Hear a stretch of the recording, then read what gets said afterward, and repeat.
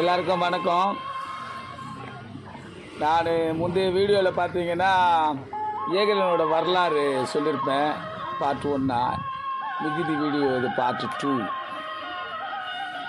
அப்படி ஏகலைவனோட கட்ட விரல தங்க தாயத்தில் குரு துரோணர் கழுத்தில் தாயத்தான் மாட்டி கொண்டதுனால குருஷேத்திர போரில் பார்த்தீங்கன்னா அர்ஜுனனால் துரோணரை வீழ்த்த முடியல. ஏன் வீழ்த்த முடியல அப்படின்னு சொன்னால் இருக்காரு நம்ம நீலவேணி கண்ணன் சொல்லிட்டு கிருஷ்ண பரமாத்மா.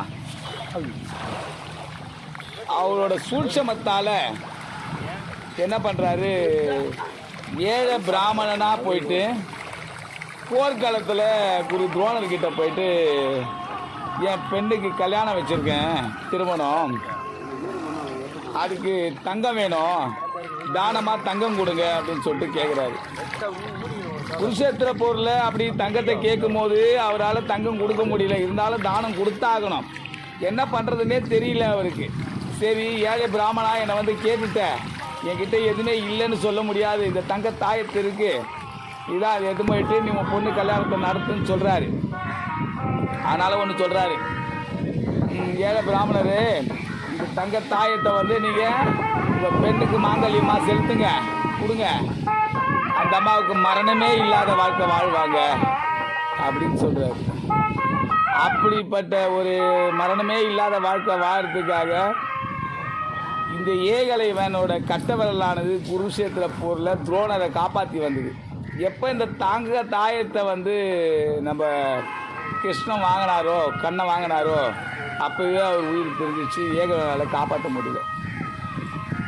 அதனால தான் ஏகலைவன் குரு துரோணரை உயிர் காப்பாற்றி வந்தான்னு சொல்லுவான்.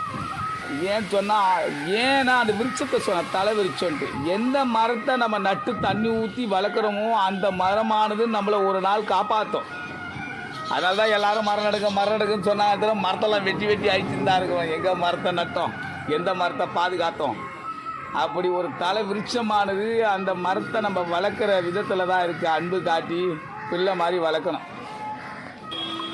அதனால தான் முப்பிறவி பலனை நம்ம ஏகலைவன் குருஷேத்திர போரில் குரு துரோணரை காப்பாற்றன் தான் வரலாறு. அதனால தான் ஏகலைவன் அப்பேற்பட்ட பலசாலியாக ஏன் இருந்தான்னு சொன்னால், அவன் அன்பு செலுத்தின அந்த விருட்சம், தலை விருட்சத்தை காப்பாற்றுனதுனால அவன் பெரிய வில்லாளியாவோ அனைத்து கலைகளையும் சகல விதமான கலைகளையும் அவனால் பெற்று ஒரு கதாபாத்திரமாக பாரதத்தில் அமைஞ்சிருக்கான். எல்லாருக்கும் வணக்கம், நன்றி, மீண்டும் சந்திப்போம். எல்லாருக்கும் வணக்கம்.